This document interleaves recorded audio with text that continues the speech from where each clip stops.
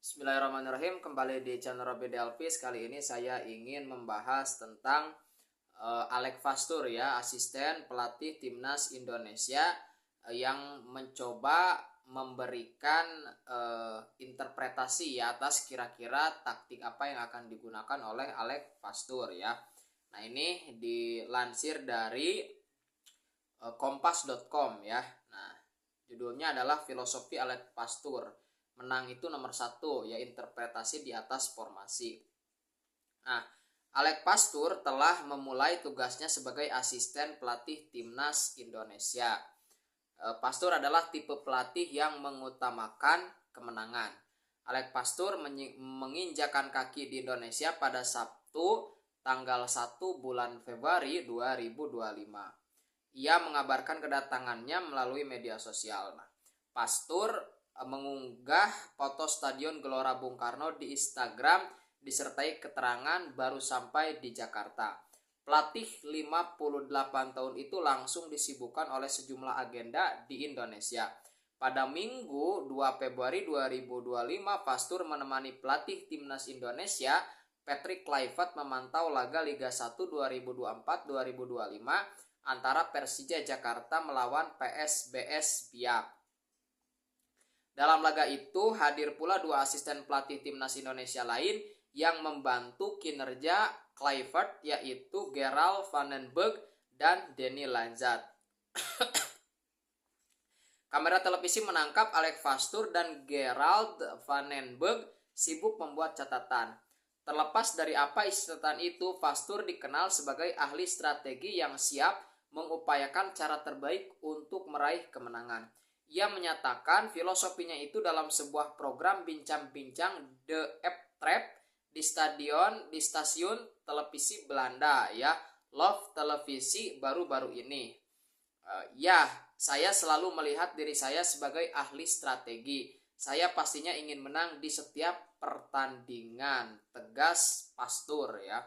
Tapi saya juga berpikir bahwa keputusan yang Anda ambil harus memiliki dasar yang kuat, yang bisa diandalkan oleh para pemain atau bahkan seluruh klub, tutur dia. Fastur yang sempat disebut akan menjadi otak strategi timnas Indonesia di era kepelatihan Patrick Kluivert juga bukan sosok yang kaku akan formasi. Dalam tugasnya terkini sebagai pelatih kepala Almere City, Fastur banyak menggunakan formasi 3-4-1-2 dan berbagai pengembangannya di ajang Eredivisie. Namun ia menggeber pakem 4-3-3 selama memegang tim di kasta kedua Belanda. Hal itu menunjukkan fleksibilitas Fastur. Saya hanya fokus pada satu hal, menang. Jika hal itu berarti harus menurunkan formasi 9-0-1, untuk menang, saya akan melakukannya. Tapi itu hanya asumsi. Ia pun menegaskan bahwa formasi seperti 5-3-2 tidak selalu identik dengan bertahan total.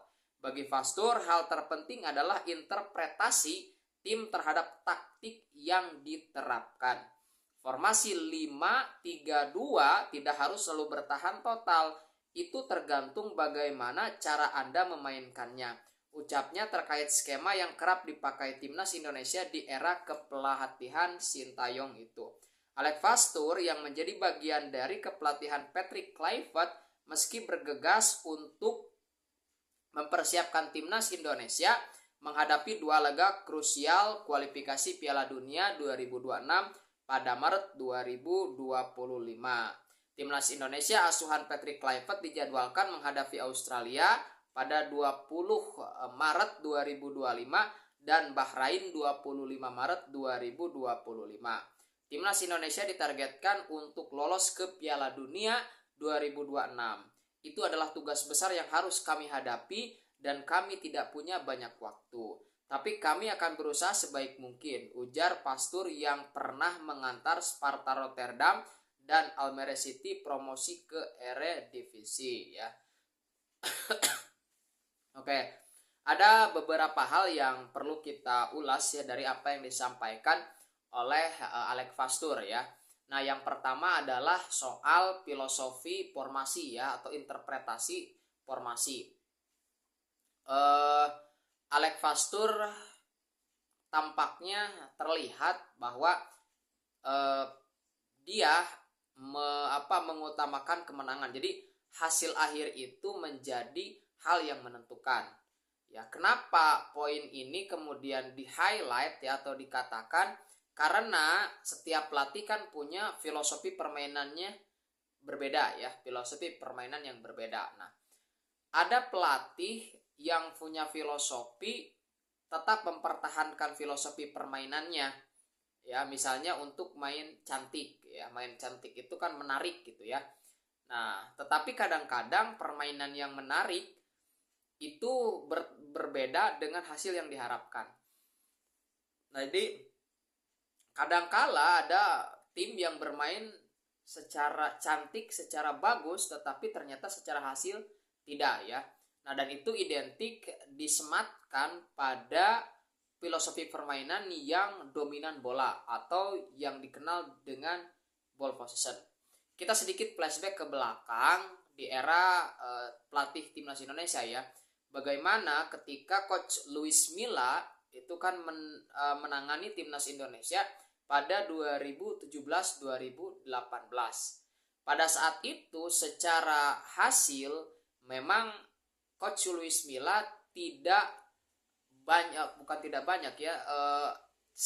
kerap kali juga mengalami kesulitan kekalahan, walaupun tentu ada kemenangan-kemenangan yang sangat berarti. Tetapi semua orang pada saat itu merasa dan melihat bahwa permainan timnas Indonesia pada saat itu menarik ya.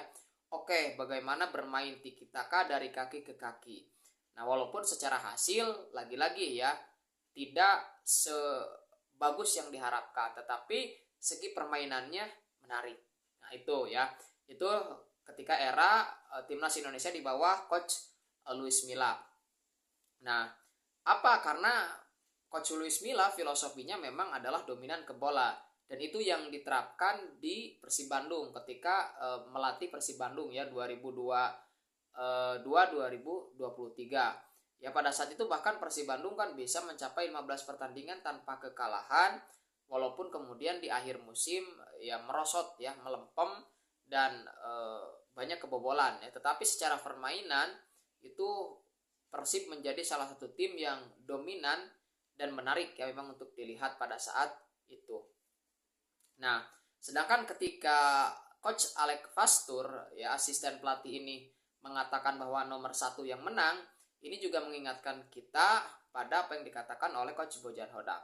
Pada akhirnya kata coach Bojan Hodak ya pelatih Persib Bandung saat ini, itu kan yang terpenting adalah menang, menang, dan menang. Ya, artinya kita tahu ya Bojan Hodak tidak begitu memperdulikan permainan yang cantik, permainan yang indah. Karena ya tadi, apa artinya permainan yang indah jika pada akhirnya hasil pertandingan kalah.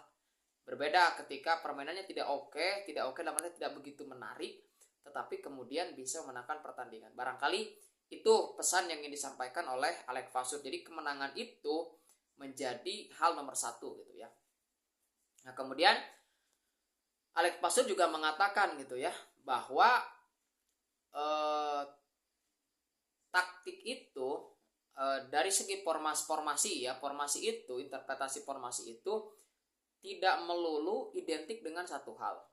Maksudnya begini, contoh formasi 3-5-2 yang biasanya ketika bertahan ya atau ketika defensif, fase defensif itu kan berubah menjadi 5-3-2, itu tidak berarti bertahan total. Itu kata Alex Fastur ya. Kan kalau kita lihat formasi 5-3-2 berarti kan menumpuk 5 pemain di belakang, kemudian 3 gelandang dan 2 penyerang. Artinya memang ya bertahan gitu ya. Atau yang disebut dalam istilah Jose Mourinho kan parkirbus gitu ya. Nah, kata Alex Fastur itu, formasi 5-3-2 sekalipun itu tidak berarti bertahan total gitu ya. Tergantung daripada interpretasi tim tersebut ya, taktik seperti apa yang digunakan. Itu kata Alex Fastur.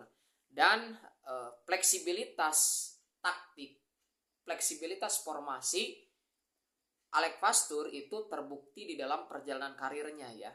Bagaimana Alex Fastur itu di Almere City itu kan menggunakan formasi 3-4-3 ya, atau 3-4-1-2. Nah, tetapi ketika melatih tim lain itu ternyata Fastur lebih banyak menggeber ya, pakemnya itu adalah 4-3-3. Nah, artinya apa yang Alex Fastur katakan bahwa 5-3-2 itu tidak berarti bertahan total, itu konsisten. Jadi apa yang dia katakan dengan apa yang dia coba terapkan ketika menjadi pelatih itu konsisten. Nah, dan di mana saya misalnya bisa melihat contoh itu. Saya melihat contoh itu di Persib Bandung. Lagi-lagi saya mengatakan Persib Bandung. Kenapa? Karena saya mengamati betul ya, Coach Bojan Hodak di musim ini itu kan menggunakan dua formasi.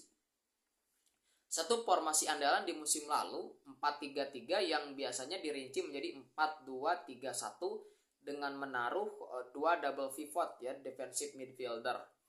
4-2-3-1 itu formasi Coach Bojan Hodak andalan di musim lalu.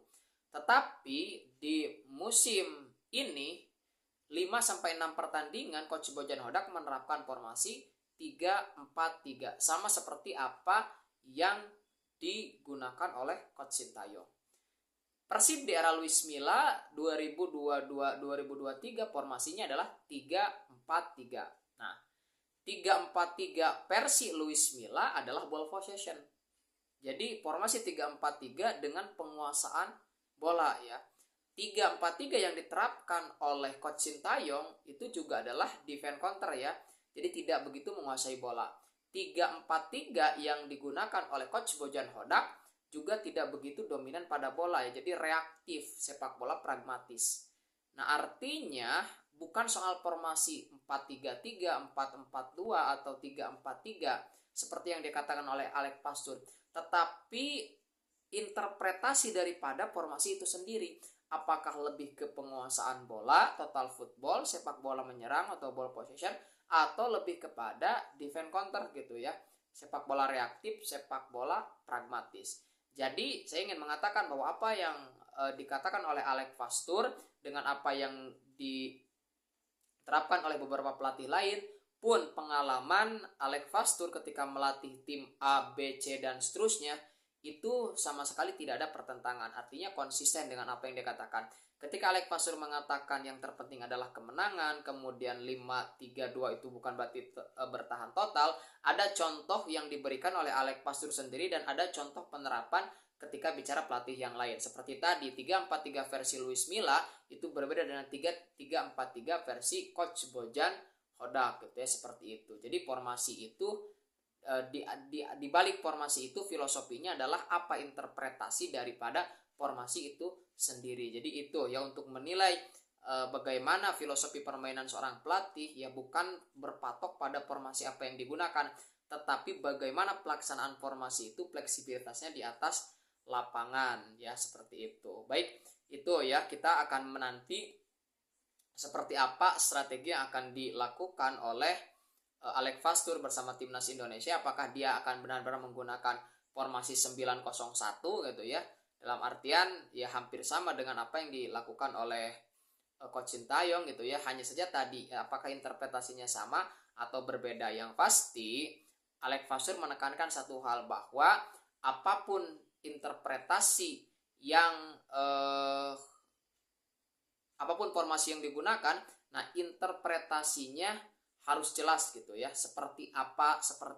Nah itu seperti itu. Jadi artinya setiap keputusan yang diambil, formasi dan taktiknya itu harus senantiasa memiliki dasar yang kuat.